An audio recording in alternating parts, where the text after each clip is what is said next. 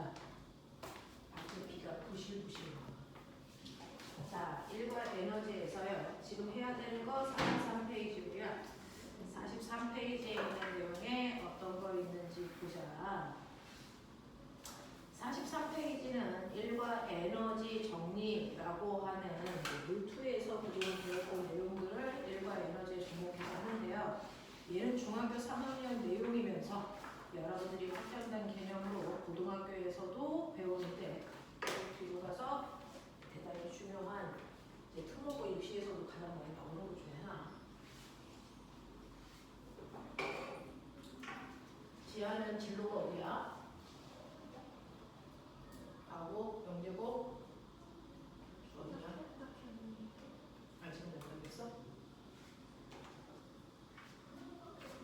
자 이렇게 자 오늘부터 너네가 해야 되는 또 다른 개념은요. 물과 에너지에 대한 얘기를 정리를 하면서 거기에 심한 내용까지 붙여서 한번 가보자라는 얘기였어.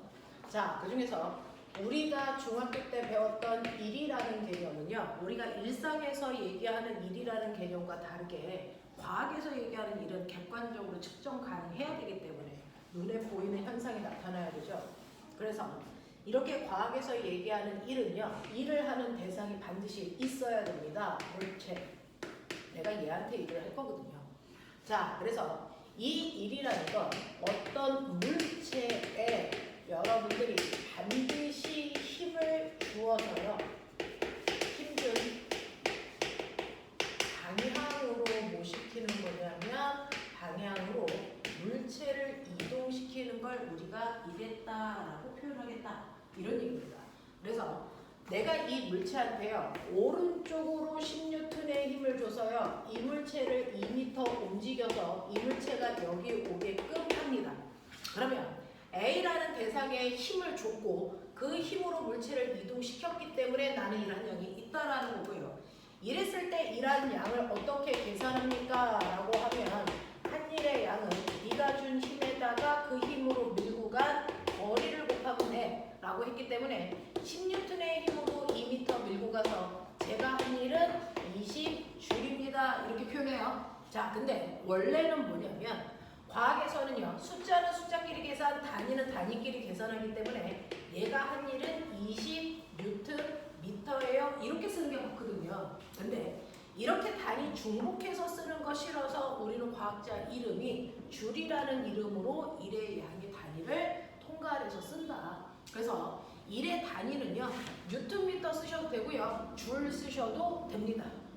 이런 얘기죠. 근데 우리 습관적으로 이제 줄이라는 단위로 일한 양을 나타내는데 이러한 일을 할 때도요. 여러분들이 알고 계셔야 되는 일이라는 거에 종류가 있다는 거죠. 그 일의 종류를 여러분들이 기억하셔야 되는데 물체가 이렇게 움직일 때 사람이 준 힘만 물체가 운동하는 데 작용하는 게 아니고요. 사실은 눈에 보이지 않는 힘들도 있어요. 뭐도 있냐면 사람이 오른쪽으로 10N의 힘도 좋지만 사실은 물체가 움직일 때 바닥과 물체 사이에 마찰이라는 힘도 작용을 했을 거고요.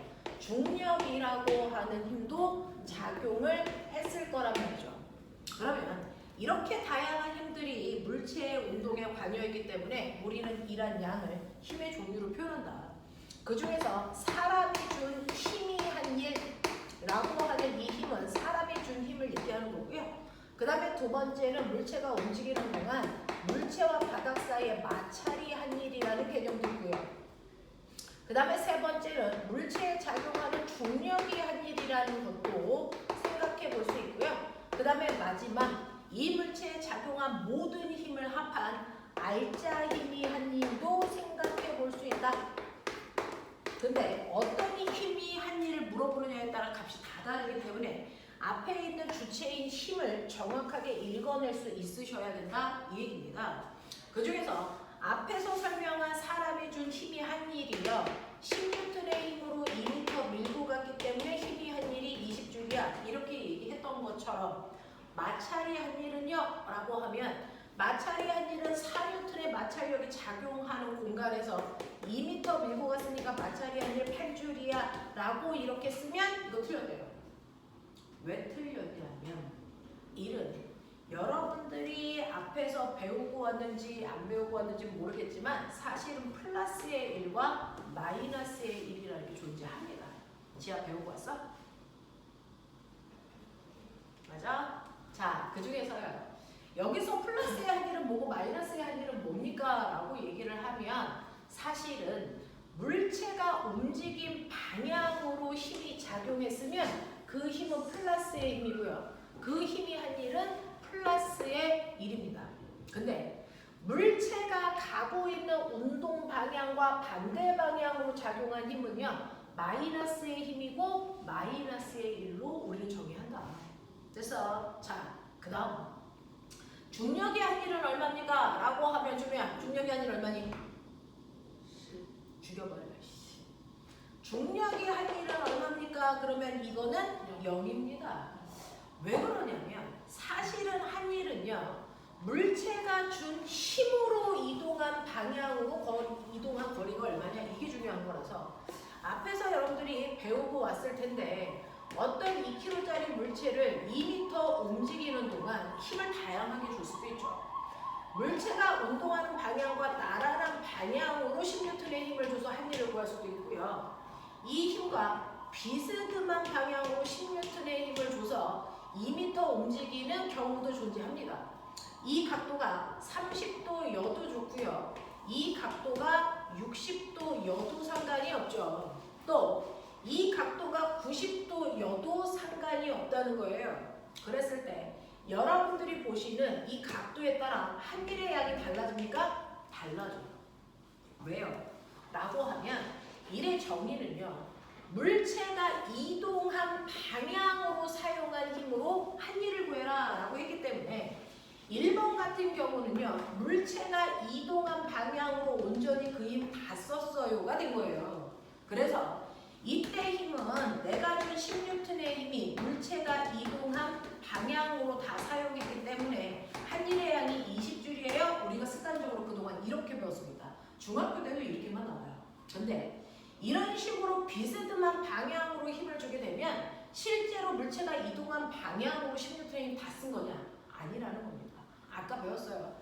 비스듬한 방향으로 10N의 힘이 작용하면 이 힘은 수평 방향의 힘하고 수직 방향의 힘으로 사실은 분해가 됩니다. 그죠? 이 수평 방향의 힘과 수직 방향의 힘을 이용해서 평행사변형을 그렸을 때 대각선이 이 R자 힘이었기 때문에요. 이 각도가 30도면 기억나니? 수평 방향으로 작용한 이 힘의 크기는 10이 아니고 얼마다? 불러. 10. 얼마니? 10. 얼마일까요? 이게 10N이면 이 힘은 얼마입니까? 10 코사인 30도죠.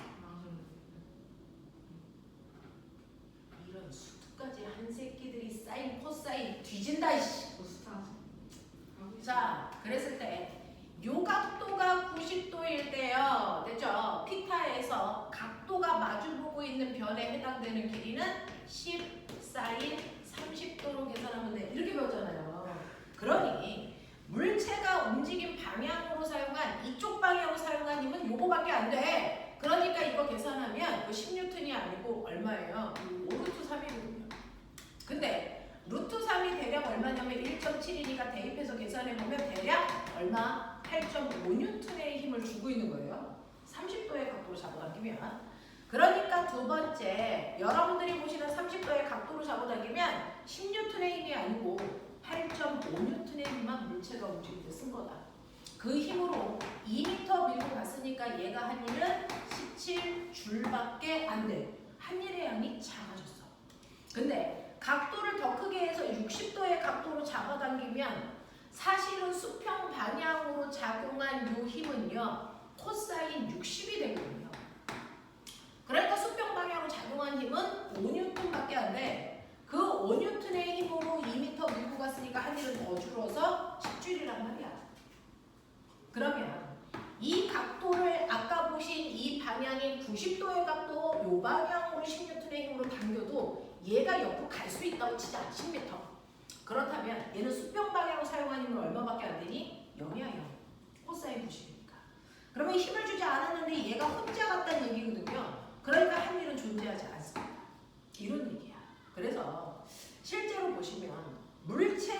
이동한 방향과 90도의 방향으로 힘을 주면요. 물체가 움직인 방향으로 사용한 힘이 하나도 존재하지 않기 때문에 그 힘이 할 일은 없다라고 하는 게 맞다라고 중3 때 배웠어요. 자, 그럼 이 경우에 얘한테는 중력이 어디로 작용하냐면 이렇게 작용하는데요. 이동 방향은 이 방향이에요. 그러니까 힘하고 이동 방향이 90도를 이루기 때문에 90도를 이루는 이 힘은 물체가 이동하는 방향으로 하나도 사용한 게 없기 때문에 아무리 2m를 가더라도 할 일은 없다고 보는 게 맞습니다. 그래서 중학교 3학년 때는 같은 방향으로 준 이 경우와 수직 방향으로 준 이 경우만 나옵니다. 그래서 여러분들이 중학교 3학년 때 배웠던 것처럼 물체가 이동하는 방향과 힘이 이루는 방향이 몇 도를 이루고 있으면 90도를 이루고 있으면 할 일은 없다라는 걸 배워오셨어요. 됐어? 그럼 선생님, 힘을 준 방향과 이동 방향이 90도일 수 있어요? 이거 있어요. 어떤 경우에 그렇습니까? 라고 하면 수평면에서 어떤 사람이 이렇게 물건을 들고요. 떨어지지 않게 받치고 있으려면 당연히 중력과 반대 방향 이쪽 방향으로 10N의 힘을 주고 있다고 쳐요. 근데 이걸 든 상태로 사람이 앞으로 걸어갑니다. 그러면 아무리 이 사람이 옆으로 2m를 걸어갔더라도요. 힘을 준 방향과 이동 방향이 90도이기 때문에 한 일은 존재하지 않는다는 거거든요. 그래서 물체를 들고 수평으로 걸어가는 경우가 힘의 방향과 이동 방향이 90도라서 한 일이 없는 경우입니다. 자, 그런가 하면 두 번째로는요. 물체에다가 실을 매달아서 뱅글뱅글 돌려요. 그러면 이 물체는 뱅글뱅글 도는 등속 원이 됩니다. 그랬을 때 여기 봐. 물체가 뱅글뱅글 도는 동안 이 지점에 왔을 때 물체가 가는 운동 방향은 원래 접선 방향이 얘가 날아가려는 이동 방향입니다. 근데 왜 그게 안 날아가? 그건 항상 뱅글뱅글 돌고 있는 원의 중심 방향으로 구심력이라는 힘이 작용하기 때문입니다. 되겠어? 그래서 힘과 이동 방향이 이루는 각도가 90도이기 때문에 등속 원운동하는 모든 물체는 한 일이 없어요. 얘가 이렇게 돌아서 여기에 와도 이 순간에 물체가 가려는 운동 방향은 접선 방향이 이 방향인데 힘은 이렇게 작용하잖아요. 그래서 등속 원운동하고 있는 모든 물체는요. 이동 방향과 힘의 방향이 90도라서 등속 원운동하고 있는 모든 물체도 사실은 한 일은 없는 거다. 아무리 100년 동안 돌고 있어도. 그래서 지구 주변을 돌고 있는 달은요. 한 일이 없어요. 등속 원운동하니까. 이런 느낌. 됐어. 자, 그래서 중력이 한 일은 존재하지 않고요. 그 다음에 여러분들 알자 힘이 한 일은 얼마냐는 걸 물어보면 당연히 알자 힘을 먼저 구해야죠.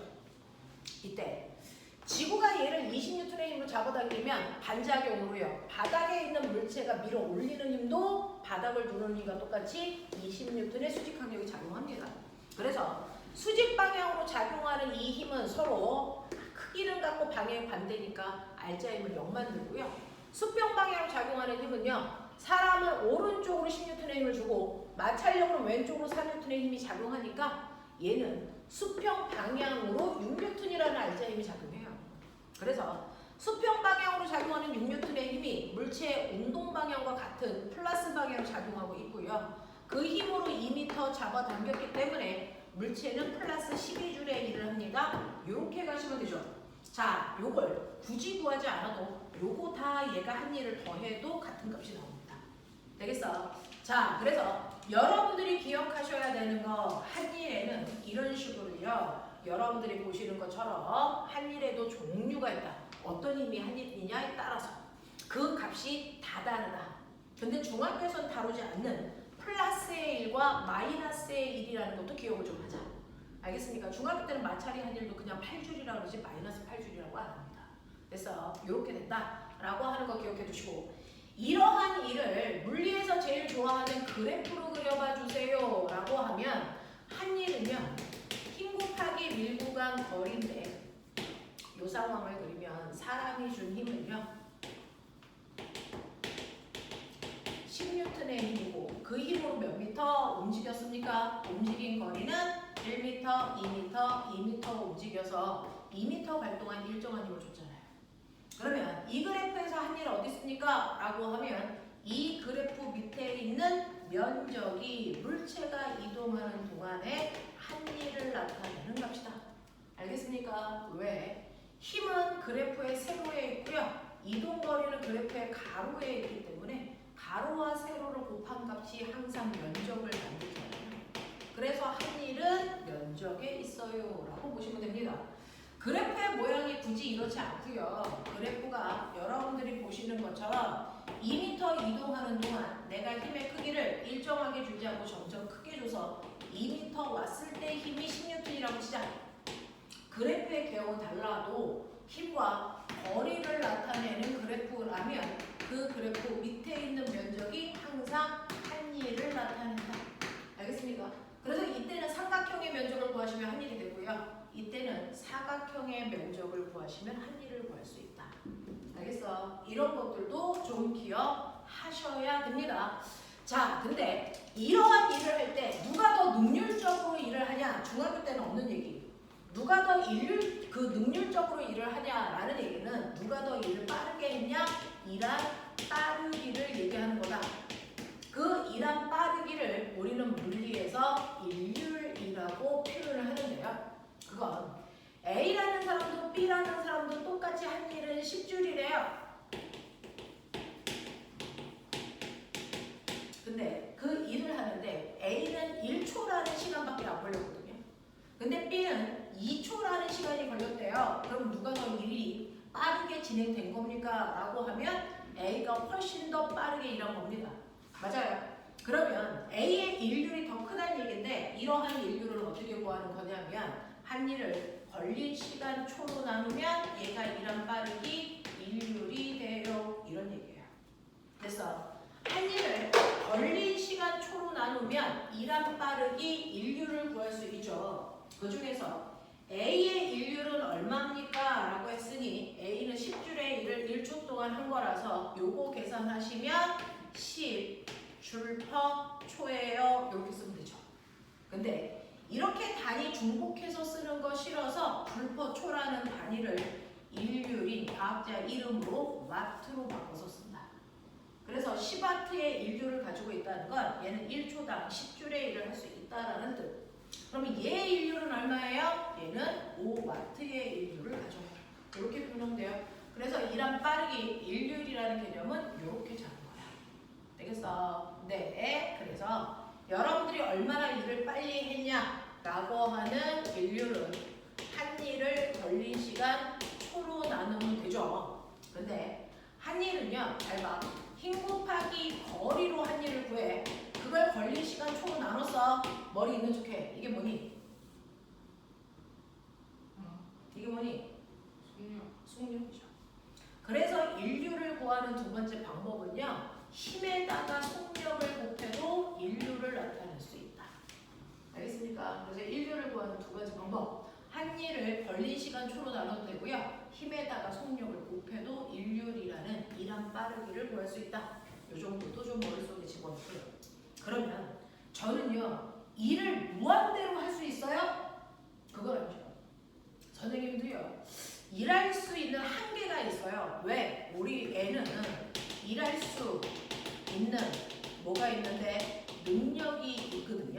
그 능력만큼만 일할 수 있어요. 그래서 일할 수 있는 능력을 뭐라 그러니? 에너지. 이게 에너지잖아요. 그러니까 내가 만약에 처음에 내 몸에 100줄의 에너지가 있었다고 치자. 그러면 저는요 100줄의 일밖에 못해요. 더 넘을 수는 없다는 거죠. 자, 근데 제가 100줄의 에너지를 가지고 있다가 일을 했습니다. 얼마만큼 일을 했냐면 40만큼 일을 했죠. 그러면 일을 한 후에 저의 나중 에너지 얼마 되니? 얼마 되니? 얼마 될 것 같아요? 60대. 지하 2대? 오케이, 60대입니다. 그러면 일을 했다는 건 에너지가 줄어들었다는 마이너스의 일을 했다는 뜻입니다. 그래서 100에서 에너지를 4만큼 썼기 때문에 에너지가 60 남았어요 라고 얘기하는 겁니다. 그러면 일 중에서 에너지를 감소시키는 일이 있죠. 그 일이 뭡니까? 바로 여기서 배운 마이너스의 일입니다. 운동 방향과 반대의 방향의 힘에 의해서 한 일만큼 에너지를 무조건 줍니다. 되겠어? 네. 그러니 얘가 여기에서 여기까지 오는 동안 마찰이 한 일 8줄만큼 반드시 에너지는 줄었을 거야. 이 뜻입니다. 되겠죠? 자, 그 다음에 이제 일을 하고 나서 저의 처음 에너지 60입니다. 그 60 중에서 저는 요번에는 일을 하지 않고 일을 받았습니다.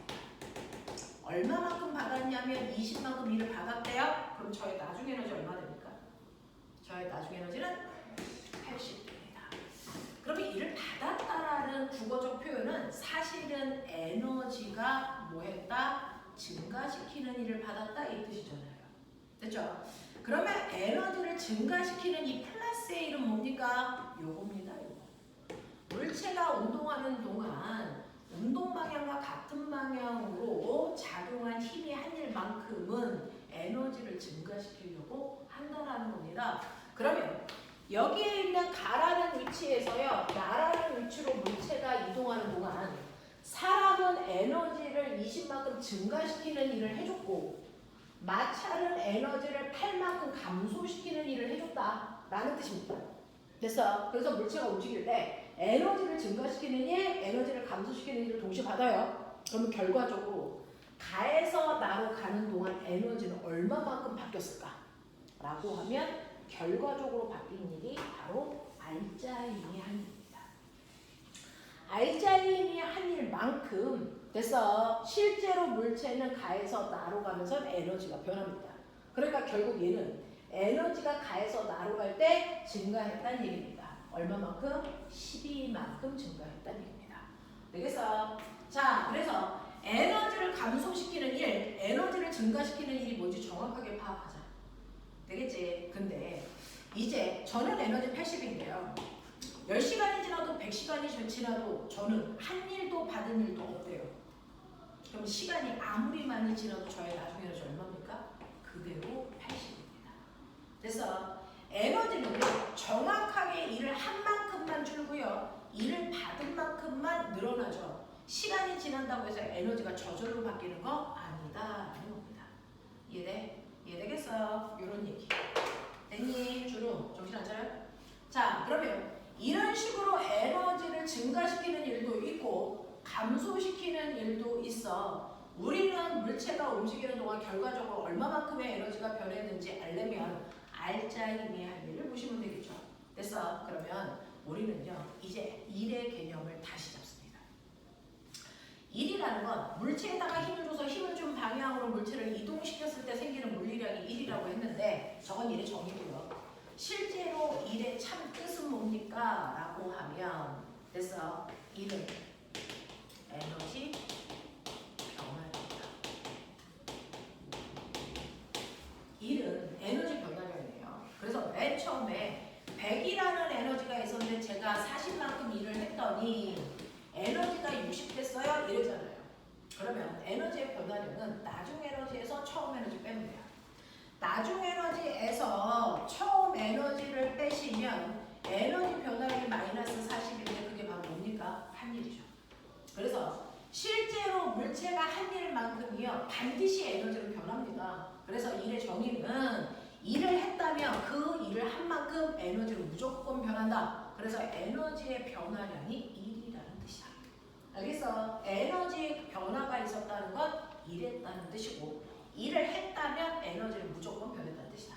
됐어? 그래서 일은 에너지의 변화량을 얘기하는 물리량이다 라고 하는 것을 머리에 집어넣으셔야 되는데 그럼 이 중에 어떤 일이 어떤 에너지를 변화시키니? 그걸 설명한 게 일 에너지 정의입니다. 어떤 일이 어떤 에너지를 변화시키는지를 설명한 게 일 에너지 정리인데 그 중에서 우리가 알고 있는 에너지 몇 가지 있냐? 두 가지 있죠. 우리가 여러분들이 머릿속에 집어넣고 알고 있는 일은 에너지는 두 가지가 있습니다. 얘기하십시오. 첫 번째, 우리가 알고 있는 에너지의 종류. 무슨 에너지? 그렇죠. 움직이는 물체가 갖는 에너지, 운동 에너지고요. 지아야, 운동 에너지 번식.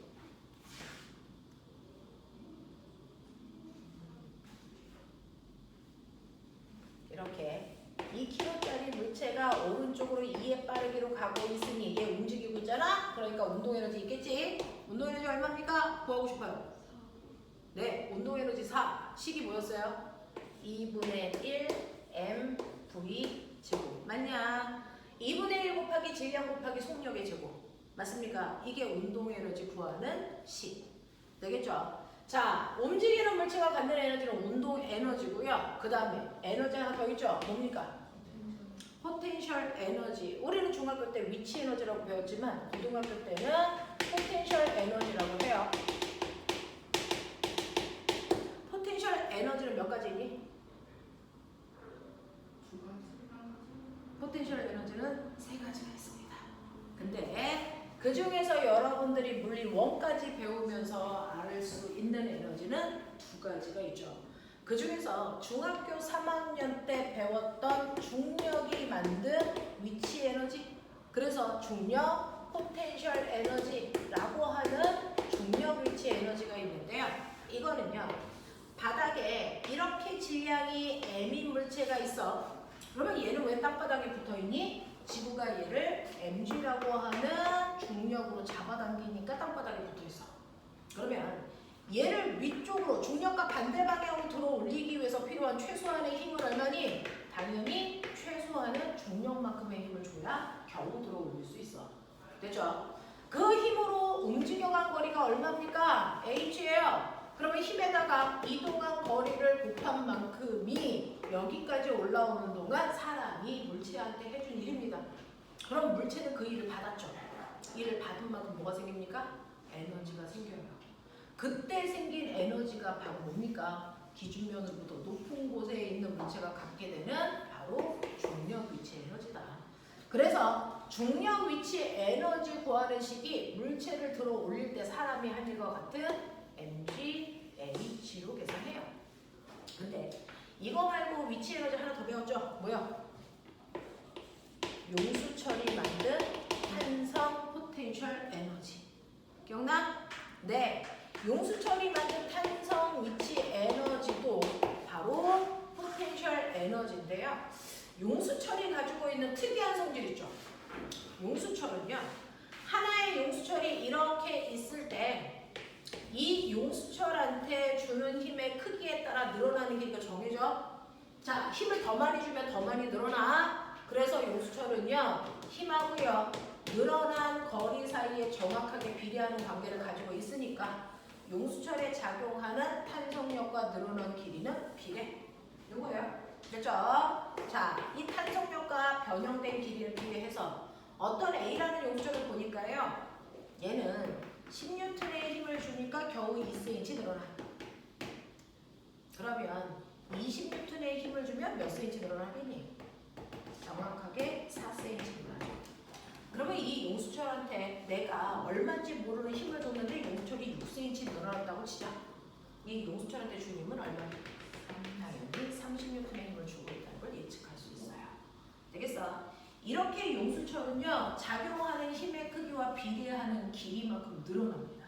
그래서 얼마만큼 늘어났는지를 보면 용수철에 작용하는 힘의 크기도 측정할 수 있어. 근데 요거 보시면 이렇게 용수철이 있을 때요, 얇은 용수철한테는요 10N짜리 물체를 매달아서 늘어났더니 얘는 10cm 늘어나는, 잘 늘어나는 용수철이야. 근데 옆에 있는 단단한 용수철은요, 똑같이 10N의 물체를 매달게요. 늘어난 길이가 같을까? 절대 같지 않아요. 얘는 겨우 2cm 늘어나는 단단한 용수철이라고 치자. 이래요. 그래서 똑같이 10N의 물체를 매달더라도 용수철에 따라 늘어나는 길이가 다 제각각이라 어떤 사람은 잘 늘어나는 용수철이 필요한 사람도 있고요, 어떤 사람은 단단한 용수철이 필요한 사람도 있기 때문에 이 용수철이 얼마나 잘 늘어나는지를 사람들이 선택할 수 있게 상수값으로 만들어서 준다. 그걸 뭐라 그러지, 준혜? 이걸 지어야 뭐라 그러지?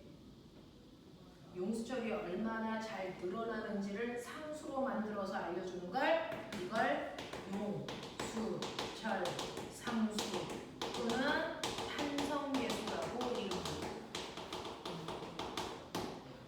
그래서 용수철 상수 또는 탄성계수 이 용수철 상수 어떻게 만드는 거냐면 잘 정신 차려서 보세요.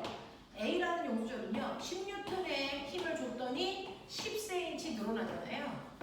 그러면 이 용수철을요 내가 1m라고 하는 100cm를 늘어나게 하는데 얼마의 힘이 필요할까? 이겁니다.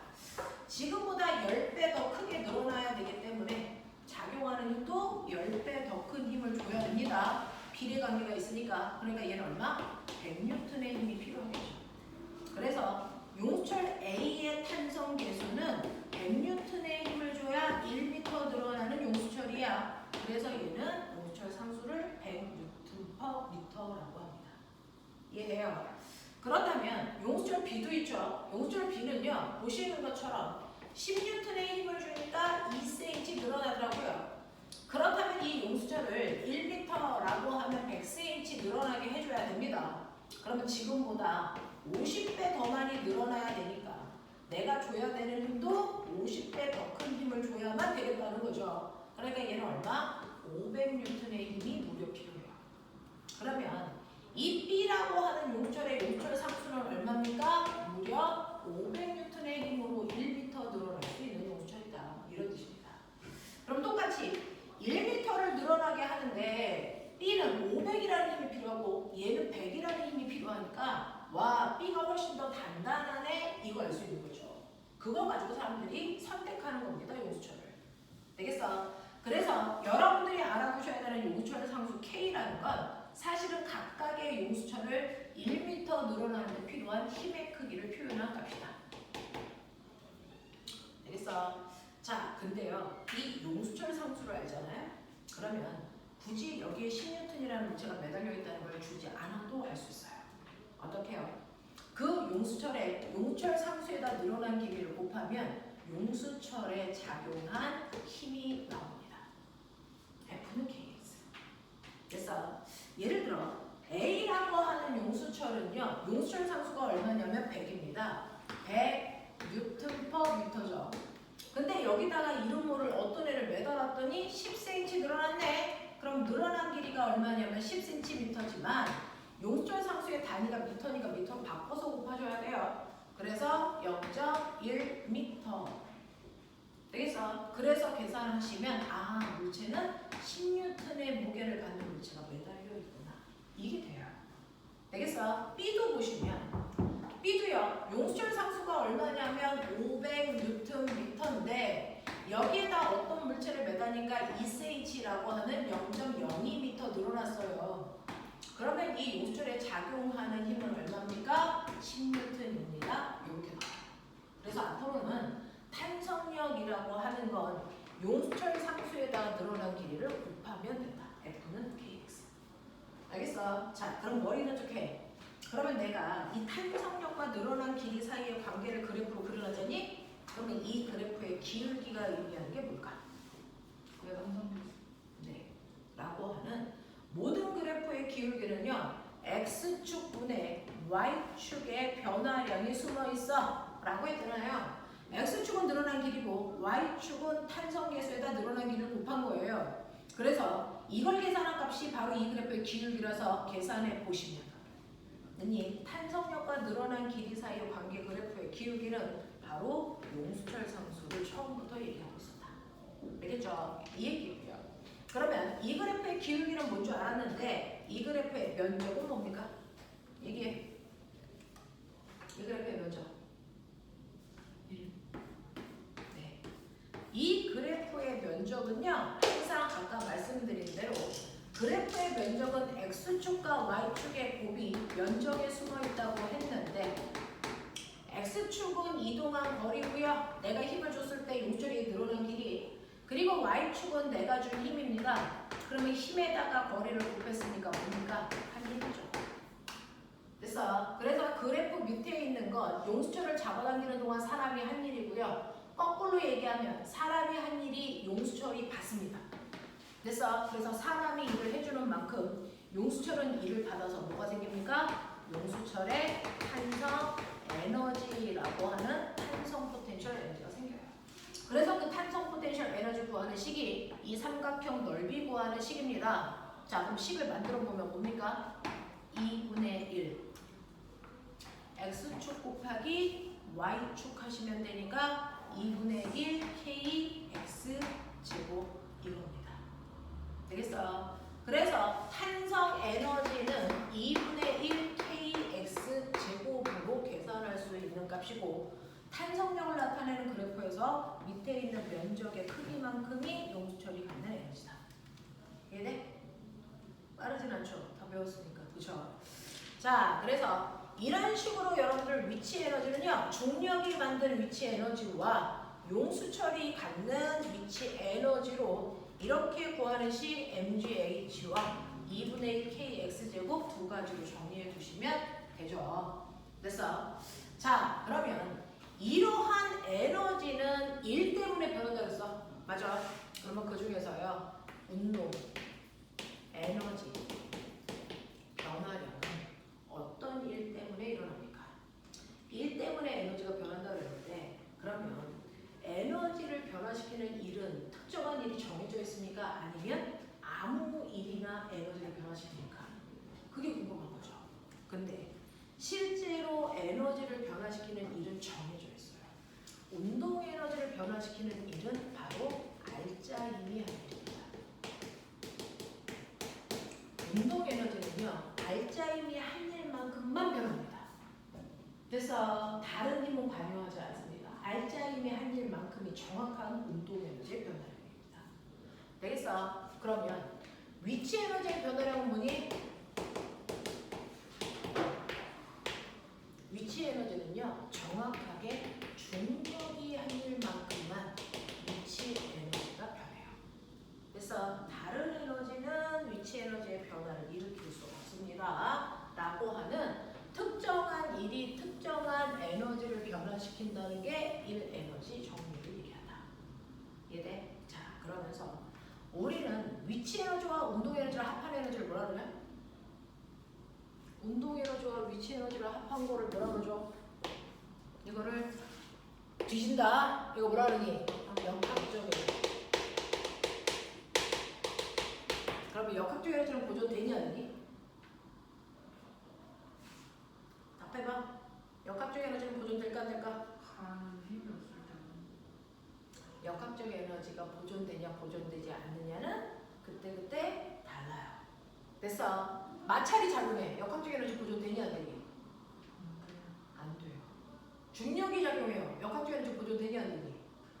돼요.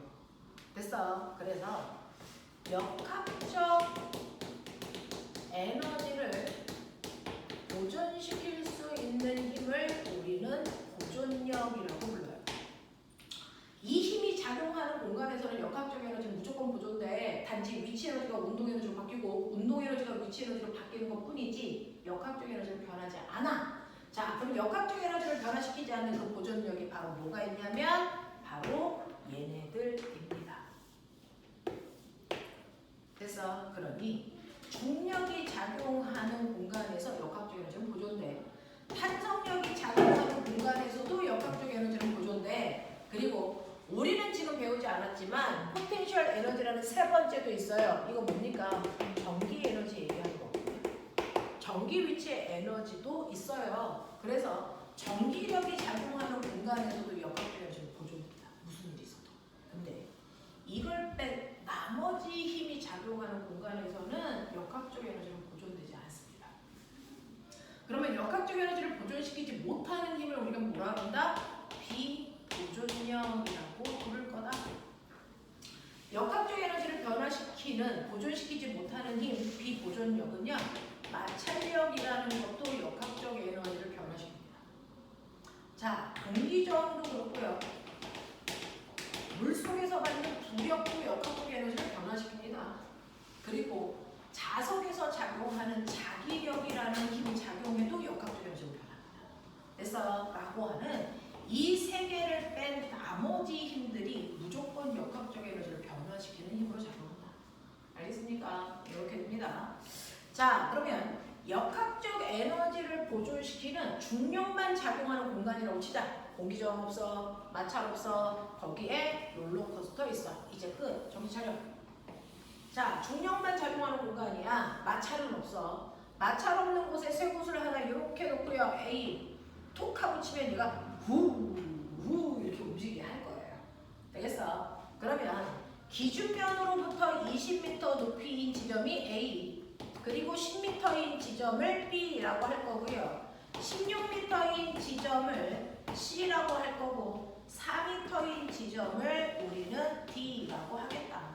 그러면 세 구슬이 굴러 내려가 A, B, C, D를 지날 텐데 이때 A점을 지날 때 위치 에너지 하고요. 운동 에너지를 더하면 역학적 에너지 돼요. 근데 지금 이 공간은 A를 지나던 B를 지나던 C를 지나던 D를 지나던 중력만 작용하니까 역학적 에너지 구조돼야 됩니다. 됐죠? 그러면 첫 번째 A는요. A에 가만히 넣었으니까 위치의 에너지는 mg, 이물질 지리학 m이라고 할게요. mg, 높이 20m에 해당되는 위치 에너지 맞아요. 근데 운동 에너지는 그 점에 있을 때 가만히 있었으니까 없었어요. 그러면 얘의 역학적 에너지는 얼마냐면 mg 20입니다. 되겠어? 그랬다가 얘가 굴러 내려가 B점을 지나는 순간의 위치 에너지는요. 물론 mg 10이죠.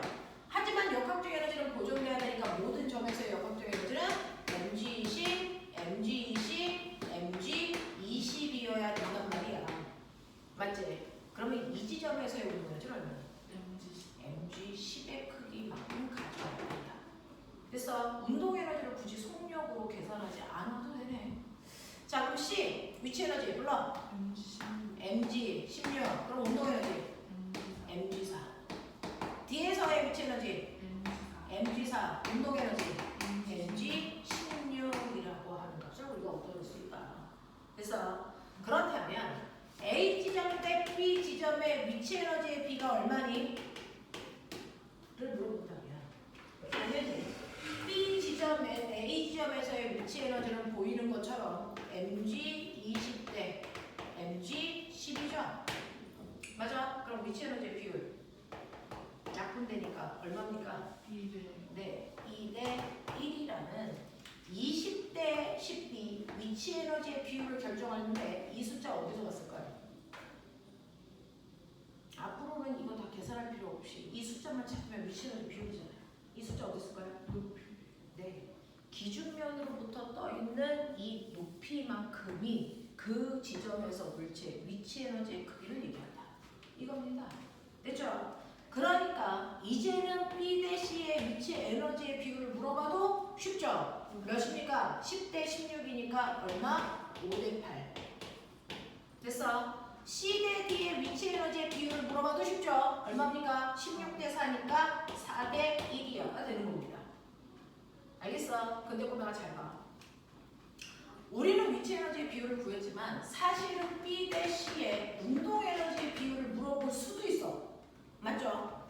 그러면 운동 에너지의 비율 B 대 C가 얼마입니까? 라고 하면 여기 써 있잖아요. B와 C의 운동 에너지. 되겠어? 그러니 mg 10대 mg 4기 때문에 얼마? 5대 2라는 숫자를 결정하는 요게 어디서 왔는지를 파악해야죠. 어디서 왔을까요? 네. 왜냐면요. 얘네들은 역학적 에너지의 크기가 다 20만큼입니다. 됐죠? 그래서 어디에 있던 역학적 에너지가 20이기 때문에 그 역학적 에너지에서 위치 에너지를 뺀 만큼이 운동 에너지가 돼요. 맞죠? 위치 에너지를 뺀 만큼이 운동 에너지. 위치 에너지를 뺀 만큼이 운동 에너지이기 때문에 최고점의 높이에서 그래서 위치 에너지를 뺀 만큼이 운동 에너지의 크기다. 그래서 B 대 C는 5대 2고요. 그럼 꼬맹아 C 대 D의 운동 에너지 비율 C 대 D 얼마니? 1대 4죠. 그러면 C 대 D의 운동 에너지 비율을 알았으니까 저는 C 대 D의 속력 비율이 얼마인지 구하고 싶어. 몇 대면? 1대 1대. 왜요? C의 운동 에너지는요. 사실은 그 순간을 지나는 2분의 1 mv C 지점의 제곱이고요. D의 운동 에너지는 2분의 1 mv D를 지나는 순간에 속력이 제곱이었을 거야. 그쵸? 근데 2분의 1 m, 2분의 1 m이 똑같기 때문에 그 지점을 지나는 속력의 제곱의 비율이 사실은 운동 에너지 비율이거든요. 그러니 속력의 비율은 이 값에 뭐 씌우면 된다? 루트 씌우시면 속력비가 된다. 그래도 1대1이다. 알겠어? 이런 것들을 해나가셔야 문제가 풀립니다. 되겠죠? 자, 그러면 제가 가르쳐드린 거 다 해드렸습니다. 얼마나 문제를 풀 수 있는지 보죠. 자, 지금 시간이 얼마 안 남았으니 부지런히 한번 가보죠. 자, 47페이지부터 정신없이 밀어서 됐어? 자, 47, 48은 놔두시고요. 일단은 49부터요. 49, 여기 맞아? 여기 맞아요? 맞아요. 맞는데 운동량과 충격량이 같이 들어있네요. 기억나? 운동량, 충격량? 맞아요? 네. 요거 기억나는 만큼만 하시고 안 나는 양은 다음 주에 같이 정리해 드릴 건데 아니다. 우리 그 뒤에 있는 거였다. 55페이지. 꼬맹이다. 우리 55페이지 있나 봐. 맞아? 뭐야?